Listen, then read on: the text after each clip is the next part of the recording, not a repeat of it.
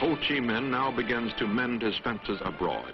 In 1955, he flies to Peking and gets $350 million in Chinese aid from Mao Zedong. A year later, Khrushchev makes his famous speech attacking Stalin and inaugurating the Sino-Soviet split. Ho, though pro-Russian, is caught in the middle. He needs Russian industrial help, but cannot forget Red China's control of his communication lines. Professor Fall. It is very easy to compare Ho Chi Minh to Mao Zedong. You are two Asian leaders, two old apparat boys, etc., almost of the same age, by the way.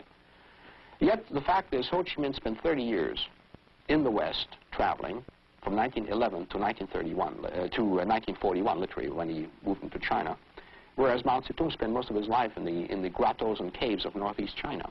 Ho Chi Minh has seen the French in France, he's seen the British in Britain, he's seen the Americans, presumably, in perhaps New York and Boston. I'm sure in New York he saw more than Harlem. In other words, I don't feel that the problem of not understanding what the United States is about is really the problem with Ho Chi Minh. It may come with the junior leaders. The junior leaders, of course, have spent most of their life in isolation, but not Ho Chi Minh. His junior leaders, Pham Van Dong, Prime Minister, intelligent and tough, General Giap, Defense Minister and Armed Forces Chief, a popular man, but in communist countries, military men rarely become politicians. Lê Duan, the Communist Party boss, during the French War, top party leader in the South. And there are others, such as Trong Chin, whose adopted name, Long March, shows his Chinese allegiance. While the political struggle continues, communist aid and free world trade flow through the port of Haiphong. Government sources say that ships from 25 non-communist nations called on the port, bringing in machinery needed for the country's industrialization drive and exporting its coal.